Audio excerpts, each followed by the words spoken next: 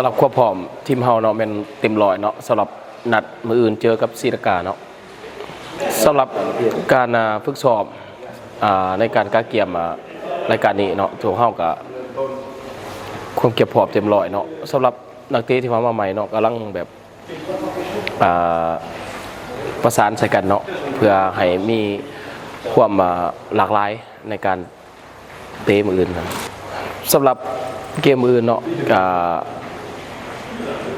สีเฮ็ดสุดความสามารถเนาะเพื่อแฟนบ้านแล้วก็ประชาชนลาวเนาะเพื่อเก็บ3 แต้มให้ได้เนาะในเกมFIFA Day นี้เนาะสำหรับแฟนบ้านมืออื่นเนาะอยากให้มาติดตามในสนามแล้วก็